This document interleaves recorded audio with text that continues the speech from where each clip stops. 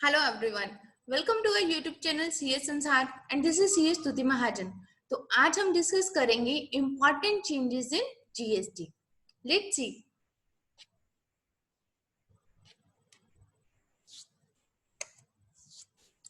Important changes in GST via 45th GST Council meeting press release dated 17 September 2021। जो मैंने last video इसके ऊपर press release के ऊपर बनाई थी, क्योंकि हमारी प्रेस रिलीज जो आई थी वो काफी लेंथी थी, तो उसके अंदर जो मेजर पोर्शन जो कवर किया था वो कवर किया था रेट्स ने, कि किसी आइटम का रेट कम हुआ है, किसी आइटम का रेट बढ़ गया है, तो उसी को लेके सारी लेंथी प्रेस रिलीज थी हमारे। तो मैंने उस वीडियो के अंदर क्या किया था, rest of the points cover किए थे। जो रेट्स वाले पॉइंट्स थे उनको हमने स्किप कर दिया था, ये कह के कि these are already self explanatory. तो जिसके ऊपर जो रेट का कॉलम जो है एप्लीकेबल है वो वहां से चेक कर सकती है। तो उसके बाद मेरे पास काफी सारी क्वेरीज आई, जिसके अंदर मेरे को यही कहा गया कि काइंडली उसके ऊपर एक वीडियो बना दो। कई सारी मेरे पास क्लाइंट्स के कॉल्स है, जैसे कि कौन कौन सा रेट किसके लिए एप्लीकेबल है, क्या क्या चेंजेस आई हैं, तो उसको भी आप ब्रीफ कर दो। तो आज इस वीडियो में उसी प्रेस रिलीज के अंदर जो जो रेट्स में चेंजेस आई हैं, आज हम वही पार्ट डिस्कस करने जा रहे हैं। So first of all, GST increased on licensing services to broadcast films, recordings, etc. effective from 1st October 2021. तो 1 अक्टूबर 2021 से जो जीएसटी का रेट है licensing services to broadcast films और रिकॉर्डिंग्स, उसका रेट जो है वो चेंज होने जा रहा है, that is increase to 18%। To bring parity between distribution and licensing services, the GST rates on licensed services, the right to broadcast and show original films, sound recordings, radio and television programs would be increased to 18%. तो ये coming month जो है 1 अक्टूबर 2021 से ये वाला जो rate है ये 18% होने जा रहा है। Next, GST rate on amusement parks having rides.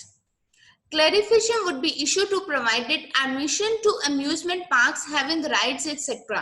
attract GST rate of 18%. जो भी हमारे amusement parks हैं जहां पर rides हैं वहां पर GST 18% चार्ज किया जाएगा, and the GST rate of 28% जो higher rate है will apply only to admission to such facilities that have casinos etc. जहां भी कैसीनो होगा वहां 28% जीएसटी लगेगा, और अगर वो सिर्फ अम्यूजमेंट पार्क है उसके अंदर राइड्स हैं तो वहां पर 18% रेट लगेगा। Next, clarification on carbonated fruit beverages और fruit drinks etcetera. Clarification would be issued to provided carbonated fruit beverages or fruit drink and carbonated beverages with fruit juice, जो कार्बोनेटेड भी है और फ्रूट भी है। तो दोनों अगर जहां पर हम लोगों ने उसको किया हुआ स्पेल किया हुआ, that will attract GST rate of 28% and cess of 12%। So that means जो कार्बोनेटेड फ्रूट बेवरेजेस और फ्रूट ड्रिंक्स हैं उसके ऊपर जीएसटी लगेगी 28% plus cess 12%। Next, clarification on brewers spent grain and dry distillers grains with soluble.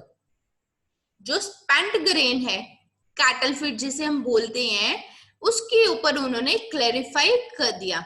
और ये वाला जो था ये मैक्सिमम क्वेश्चन डिस्टिलरीज ब्रूवरीज ने ये वाला क्वेश्चन जो था वो उठाया हुआ था, एडवांस रूलिंग में इसकी गई हुई थी क्योंकि किसी को क्लैरिफाई नहीं था। तो इस प्रेस रिलीज के अंदर उन्होंने इसको क्लैरिफाई कर दिया।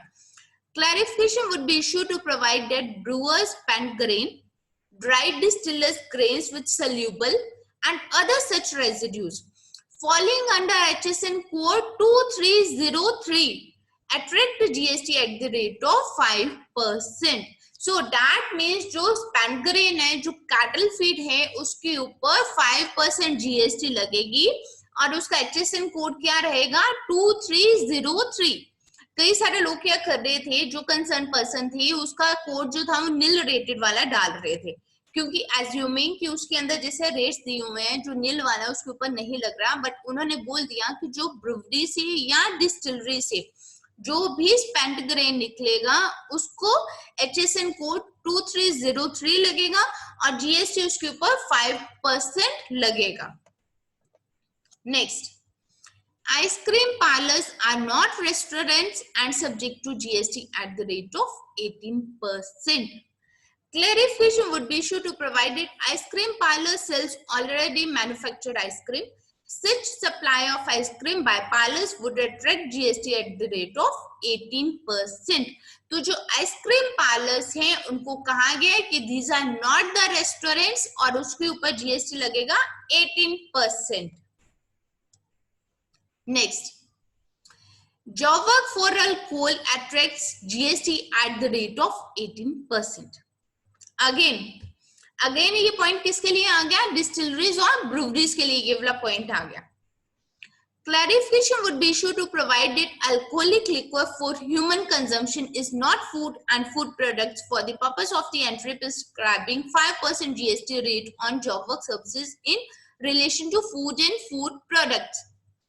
इसके अंदर क्या होता है, मैं आपको इसको क्लियर कट बताऊं। जॉब वर्क के अंदर क्या है? 5% GST, ठीक है। लेकिन जब वो जॉब वर्क अल्कोहल का हम लोग करते हैं तो कुछ लोग उसको क्लासिफाई कर रहे हैं कि this is a job work, तो उसके ऊपर 5% GST लगेगा।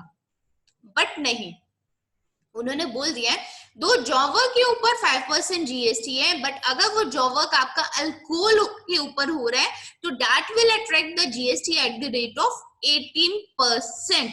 उसके लिए उन्होंने क्लैरिफाई क्या किया है कि जो अल्कोहलिक लिक्वर है for human consumption, this is not a food and food products for the purpose of the entry prescribing 5% rate on job work. जो जॉब वर्क का रेट है 5%, that is in relation to food and food products. तो जो alcoholic है, alcohol liquor है या beer है, this is not a food and food products.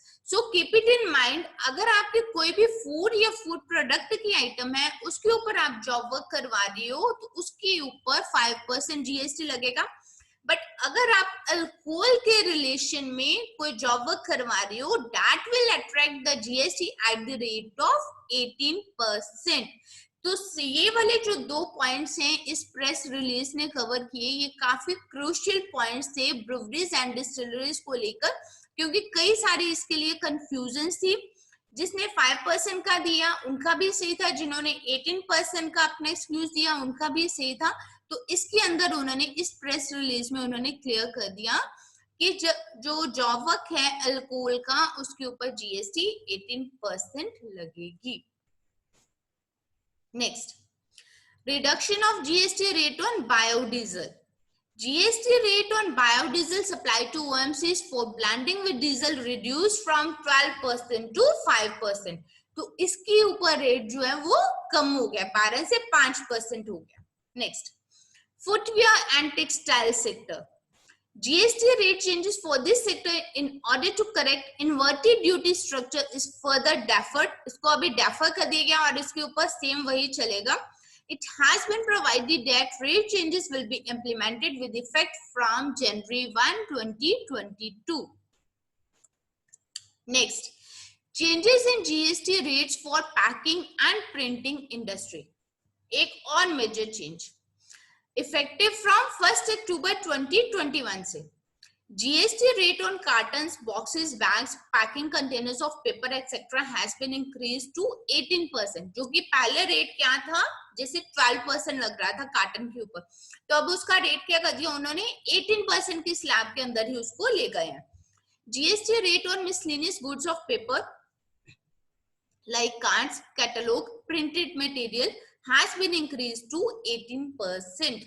तो जो GST का रेट है, जो भी उन्होंने इसलिए बोला पैकिंग एंड प्रिंटिंग इंडस्ट्री, जिसके अंदर उन्होंने कवर कर दिया carton, boxes, bags, packing containers of paper etcetera.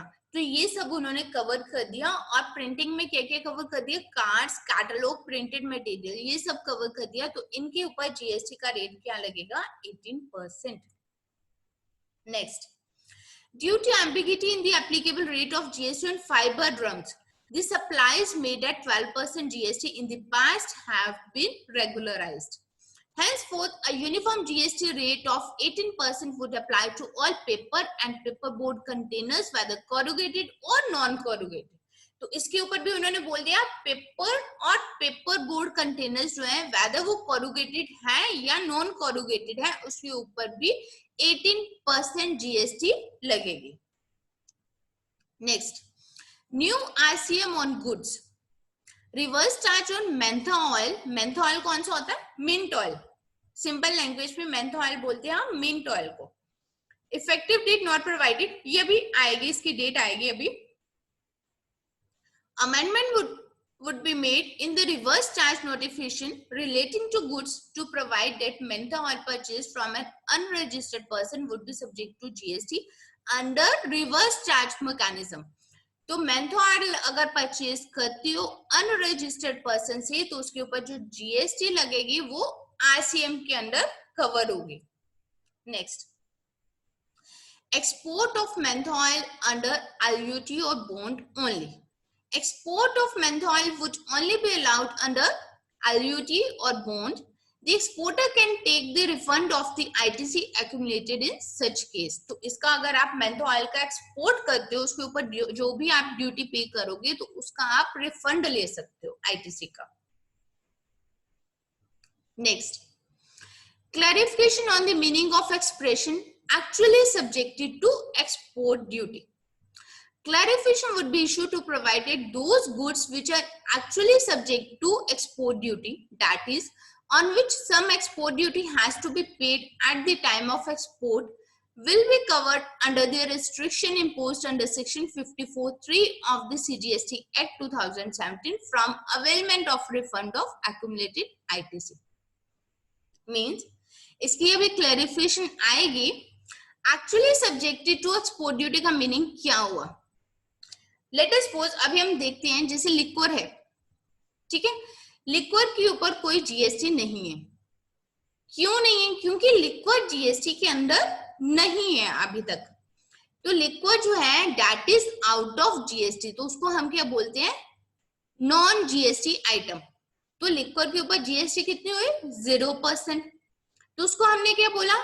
Non GST item. अब सेम वे में अब हम ले लेते हैं एक ऐसी आइटम जिसके ऊपर नील रेट है, उसके ऊपर जीएसटी क्या है? 0%. अच्छा, हमने अभी बोला कि लिक्विड के ऊपर भी 0% है और इस आइटम के ऊपर भी 0% है, तो फिर डिफरेंस क्या हुआ?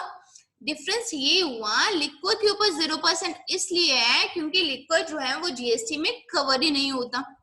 And the second item we are talking about, उसके ऊपर 0% इसलिए है क्योंकि उसका रेट 0% है बट वो जीएसटी में कवर हो रही है आइटम.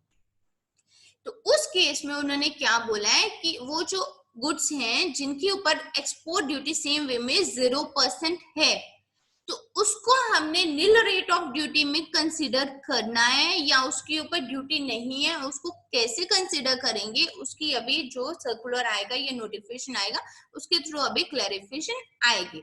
अब हम कमेंट्स में देखते हैं. One of the conditions for claiming the refund of unutilized ITC is that goods exported out of India are not subjected to export duty. जो हमने गुड्स इंडिया के बाहर भेजे हैं अगर हम उसका आईटीसी का क्लेम करते हैं, रिफंड क्लेम करते हैं तो उसके ऊपर एक्सपोर्ट ड्यूटी नहीं होनी चाहिए. ठीक है, अब उसके ऊपर 0% है, वही अभी हम देखने जा रहे हैं. The export of iron ore pallets is subject to nil rate of duty. उसने क्या बोला कि अगर आप कोई गुड्स एक्सपोर्ट कर रही हो तो उसका रिफंड ले रही हो आईटीसी का, उसके ऊपर एक्सपोर्ट ड्यूटी नहीं होनी चाहिए. Are not subjected to export duty. So that means अगर एक्सपोर्ट ड्यूटी नहीं है और 0 एक्सपोर्ट ड्यूटी है, 0 रेट है, तो क्या दोनों का मीनिंग सेम है इस लैंग्वेज के लिए रिफंड क्लेम करने के लिए? तो इसकी अभी हमारे पास क्लैरिफिकेशन आएगी. The export of iron ore pallets is subject to nil rate of duty under the customs law. अब उसके ऊपर भी nil rate of duty है and it is covered under the second schedule of the export tariff. In an advance ruling, the Goa AAR held that nil rate is also a rate of tax. Irony आ गई. Goa court ने क्या बोला कि जो nil rate है that is also a rate of tax and thus these goods would be considered as subjected to export duty. अगर उसके ऊपर नील रेट ऑफ ड्यूटी है 0% है तो उसने बोला कि दैट मीन्स एक रेट ऑफ टैक्स है, इसके ऊपर जो एक्सपोर्ट ड्यूटी है वो लग रही है. अगर एक्सपोर्ट ड्यूटी लग रही है तो आप उसका आईटीसी रिफंड नहीं ले सकते हो. It was held that refund of unutilized ITC would not be available as the exclusion clause provided under section 54(3)(2) is applicable. So that means ITC का refund not applicable हो गया आपका. It seems that the clarification would provide that only those goods on which some export duty has to be paid will be covered under the impugned condition. Such clarification would explain the intention of the legislature and hence is a welcome step. So that means क्या हुआ, RNA कहाँ पर है कि nil rate of export duty, उसके ऊपर भी export duty 0 है, और अगर वो एक्सपोर्ट ड्यूटी उसके ऊपर not subjected to export duty है तब भी एक्सपोर्ट ड्यूटी 0 है. But nil rate of export duty को रेट ऑफ टैक्स कंसिडर किया गया है, जिसकी वजह से उस आइटम का रिफंड ऑफ आईटीसी आप क्लेम नहीं कर सकते हो. Refund of unutilised ITC claim नहीं कर सकते हो. और एक बारी अगर वो इसको क्लियर कर देंगे कि नील रेट ऑफ टैक्स को भी हम कंसिडर करेंगे not subject to export duty या फिर उसको this is a rate of tax. एक बार इसके ऊपर क्लैरिफिकेशन आएगी, जैसे ही आएगी हम आपको ये बताएंगे. और जब इसकी क्लैरिफिकेशन आएगी तो अगर उसको नील रेट ऑफ ड्यूटी को not subject to export duty कर दिया जाएगा तो ये एक मेजर रिलीफ होगा.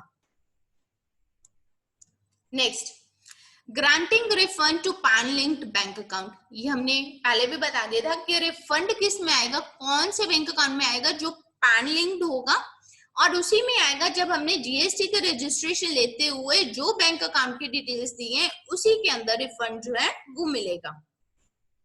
Next, GOM to be formed to check inverted duty issues. Apart from textile and footwear sector, rate rationalization from January 1st, 2021, the council decided to set up a group of ministers to examine the issue of correction of inverted duty structure for major sectors. तो इसके लिए क्या है कि उन्होंने decide किया है कि ग्रुप ऑफ मिनिस्टर्स जो है वो बिठाए जाएंगे फ्रॉम जनवरी 1st, 2022 से है to examine the issue of correction of inverted duty structure के लिए. जो भी सेक्टर्स उसमें कवर करने हैं तो उसके लिए एक कमेटी बनाई जाएगी जो कि उसको चेक करेंगे. सो ये थे जो हमारे मेजर चेंजेस आए हैं. इसके अंदर मेजर चेंजेस हमारे कहां पर आए हैं, जो सीसी बॉक्सेस हैं, पैकिंग मटेरियल है, वो सारा इन्होंने 18% कर दिया, जिसके ऊपर पहले अर्लियर क्या था 12%, उसको इन्होंने किसमें कर दिया 18% में इन्होंने कवर कर दिया. जो कैटल फीड है उसके ऊपर इन्होंने बता दिया 2303 सेक्शन वो जो है HSN कोड लगेगा और उसके ऊपर 5% है. जॉब वर्क जो है अल्कोहल के ऊपर उसके ऊपर इन्होंने बता दिया है कि that will attract GST at the rate of 18%. तो इस तरह से जो भी रेट्स हैं आप इसको आपकी डिमांड के ऊपर जो ये बनाई है मैंने वीडियो जो क्रक्स बनाए हैं तो आप इसको चेक कर सकते हो और जो भी रेट्स आपके लिए एप्लीकेबल है आप उसको चेक करके अपने ऊपर इम्प्लीमेंट कर सकते हो. So this is all for the day. Thank you.